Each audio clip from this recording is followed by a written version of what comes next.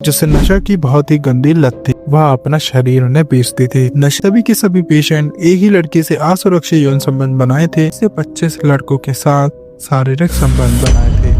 मैं इस केस में बात कर रहा हूँ इस 17 साल की लड़की के बारे में, जिसको शायद पता नहीं था कि वो किस राह पे चल पड़ी है। वो काफी मजबूरियों में चल रही थी, जिसकी मदद के बहाने 19 लोगों ने उसकी मजबूरी का फायदा उठाया और उन लोगों को आज मौत से भी बदतर सजा मिल रही है। तो ये केस है उत्तराखंड के नैनीताल जिले के रामनगर एरिया से, जहाँ पे रामदत्त जोशी करके एक गवर्नमेंट कंबाइंड हॉस्पिटल है। ये तारीख है अक्टूबर 2024 की, जब इस हॉस्पिटल में 2 युवक आते हैं। वह आके हॉस्पिटल के डॉक्टर से कहते हैं कुछ दिनों से हमें सेम सिम्टम्स आ रहे हैं, हमें काफी दिनों से बुखार, उल्टी, सिर दर्द और हमारा वेट लॉस भी नजर आ रहा है। हालात समझ के डॉक्टर उन्हें कुछ दवाइयाँ दे देते हैं और उनसे कहते हैं कि अगर 1 हफ्ते में भी उनकी तबीयत सही नहीं होती है तो वह हॉस्पिटल में वापस विजिट करें। 1 हफ्ते तक यह दोनों यह सेम गोलियां रेगुलरली खाते हैं, लेकिन उन्हें कोई भी इसमें आराम नहीं मिलता है। 1 हफ्ते बाद वह हॉस्पिटल वापस आके डॉक्टर से कहते हैं कि डॉक्टर साहब, हमें इससे कोई भी आराम नहीं मिल रहा है और यह प्रॉब्लम और ज्यादा तेजी से बढ़ रही है।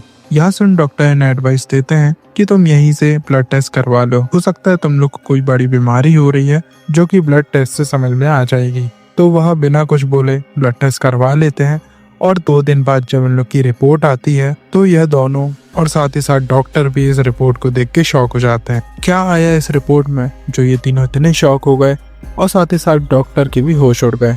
असल में ये दोनों लड़के 24 से 25 साल के थे, जिनके रिपोर्ट में HIV पॉजिटिव आया, यानी ये दोनों HIV से बुरी तरह संक्रमित थे। डॉक्टर ने इन लोगों से सवाल किया कि क्या तुम लोग की शादी हो गई है। जवाब देते हुए इन्होंने बताया कि वह अभी तक सिंगल है और साथ ही साथ वह कोई भी नशा का सेवन नहीं करते हैं। अब इन लोगों को तो समझ में नहीं आ रहा था, तो यह डॉक्टर से कंसल्ट करके मेडिसिन लेके वहां से चले जाते। लेकिन आगे शॉकिंग चीज तो तब होती है जब कुछ ही दिनों बाद हॉस्पिटल में इसी प्रकार के और भी पेशेंट आने लगते हैं। अब अचानक रामदत्त जोशी हॉस्पिटल में HIV पेशेंट्स की संख्या बढ़ते हुए वहां के CMO ने जांच के आदेश दिए कि अचानक आसपास के पेशेंट्स के ब्लड ग्रुप में HIV पॉजिटिव क्यों हो रहा है। और जो भी पेशेंट अपने ब्लड ग्रुप लेके आते जिनके में HIV पॉजिटिव आता, उनसे सवाल किया जाने लगा कि आपने किसी के साथ हाल ही में असुरक्षित यौन प्रक्रिया तो नहीं की है। अब इस चीज से एक ऐसी बड़ी बात सामने आती है जिससे सुन डॉक्टरों के भी होश उड़ जाते हैं। पिछले कुछ दिनों से हॉस्पिटल में जो HIV के 19-20 पेशेंट आए थे, पता चलता है कि उन्होंने एक ही 17 साल की लड़की से असुरक्षित यौन संबंध बनाए थे।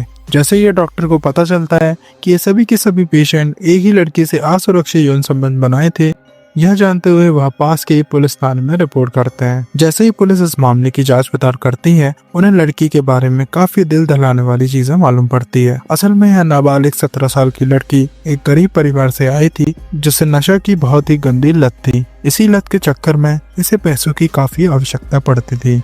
यह अन्य मर्दों से संपर्क करती थी और उनसे पैसे मांगती थी, जिसके बदले में वह अपना शरीर उन्हें बेचती थी। नशे की बुरी लत के आदी होते हुए यह लड़की को सच और गलत का कोई अंदाजा नहीं था। वही 3-4 महीने के अंतराल यह लड़की ने 20 से 25 लड़कों के साथ शारीरिक संबंध बनाए थे और तो और यह खुद भी HIV पॉजिटिव थी।